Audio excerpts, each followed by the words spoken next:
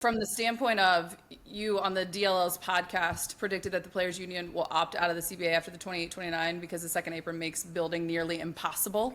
Makes I it kind of tough. want all of your thoughts on that. Just would players actually blow the CBA up in 2029? I mean, I'm guessing. Obviously, I don't really know, but I think so because it makes building. First of all, there's two elements here. Here, my Mr. Two Elements today.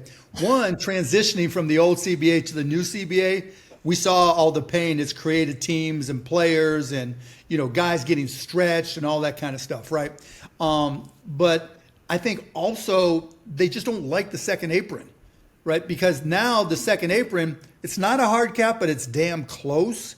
And it means that the mid-level exception kind of really is the, better than average player because it's going to be really hard, even with the cap going up 10% a year. Like if you have more than one max guy on their second contract and one of them gets hurt or it doesn't plan out, you're screwed. Dead. Yeah. You're dead. You're dead in the water for a long time. And so you're going to see a lot more contracts where a guy in the past, you say, okay, he earned it out of respect. I'm going to give him the max. He'll make 30, 35 million a year. Maybe, the next max, maybe it will or will not be there. Now that guy at the mid-level is 15, he's going to get 20. Or 21 instead of 30 because you got to push down everything to protect against mistakes. And I think that's going to upset a lot of people. And, you see Kuminga, you see my guy Quentin Grimes, that the numbers they put up, you would think it wouldn't even be a question they'd get paid, but it's not so much about them. It's about how does it all work within the second apron. And and certain other things, like it's harder to make trades. And so, you can't just fix your mistakes. Like, before you could even throw in a first round pick to get off a mistake. Now those first round picks are far more valuable because you need to get lucky like we did this year because those prices on a first round pick are much lower otherwise.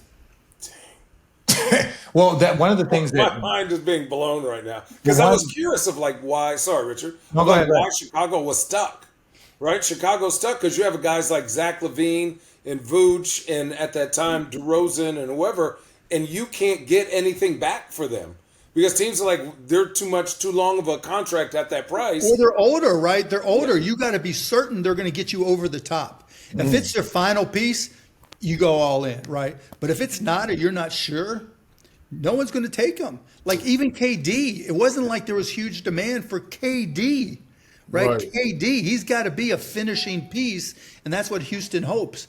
Otherwise, it's $50 million is too much. one thing real quick, Perk. I was talking to a former GM, and he said what's going to happen, and I want to just kind of get your thoughts of it. And I don't remember it exactly, but it was like you're going to start making every player a certain price. Right. So instead of like, oh, well, we're going to pay you 125, we're going to play. No, the puzzle pieces have to fit together where we're going to pay you. We're going to pay this class of guy 8, this class of guy 10, this class of guy this. So now if we are trying to get off of a mistake or a trade, the dollars match. Because the dollars have to match dollar for dollar. So then you have to start pairing players dollar for dollar. So you might be above your value or you might be below your value, but they have to pair you in a slot because they can't fluctuate the trades. Yeah, effectively, you're going to have to figure out analytically your dollars per minute played. And how whatever analytics you use, how much are you willing to pay for this plus minus amount? If the guy's a net plus minus and he's top 10 in the league, okay, but if you don't have the other pieces, you can't, it's a wasted amount of money no matter what, right? It's got to be a finishing piece, not a starting piece, like I said before. Mark, I have my thoughts, but I want to get yours on how did we get to this point, to this second apron nonsense and all these rules, all these stipulations we have now that, people are mad about, and they got to actually, to me, do their job and their due diligence and actually, hire the right people in their organization to make sure that they set up for the long haul because of these rules. How did we get to this point? I got my thoughts. I want to hear yours. From an owner's perspective, former owner's perspective that knows other owners, half the teams lose money. Half the teams still lose money because what ends up happening, Perk, even though the TV money goes up, right, a lot, 51% out the door to the players, right? And then on top of that, like the Mavs, we lost tens of millions of dollars when Bally's went bankrupt. Gone. It's like gone. And there was like hardly anything to replace it from our local TV deal. And so you've got, specific things like that where teams just are losing money. And the only teams that always make money are the New York and LA area teams. And even Boston made some money, not a ton, but made some money. But not a lot of other teams, always made money. Well, but this is an investment, right? And I think that's one of the things That's kind of what I think is kind of ruining the NBA in some respects. Yeah, no, tell us. Because it's only about value. So there's like talking about more, like I got involved with this group, Harbinger Sports, where it's a private equity fund that only buys minority ownerships, right? Because now I'm an expert on minority ownerships in sports franchises. And there's not a lot of liquidity or marketplace for those ownerships. But for the big private equity companies that are, help the Celtics deal get done, as an example, right? They just want to see a return in their dollar. So they're just trying to push up the valuations. They're not like, it's not like when I came in or even when I left, for the most part, like about fan, right? And so I think that's one of the challenges that got us here is because while, yes, teams want valuations to go up, it doesn't really change the actual operation of the team, and it didn't really force the profitability or push the profitability up, for most teams. So it's kind of a catch-22.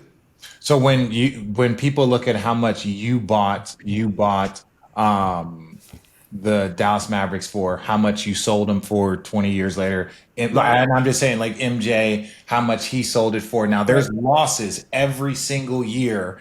For the most part, yeah. Other than the years where we sucked, the only time I made money was when we were awful.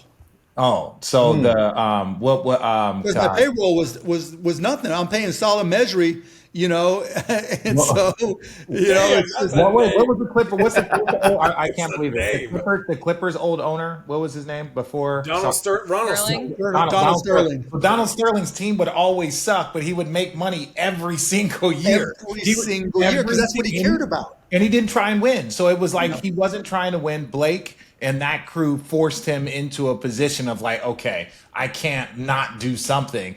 But ultimately it was he would not field a team and make, I don't know, 20, 30, whatever $1 million a year, but was never competitive. So you're saying that you just have to hold on for the long term, lose whatever, maybe try and cover some of that in taxes. If you're trying to win. If you're trying to win. Okay. Yeah, basically.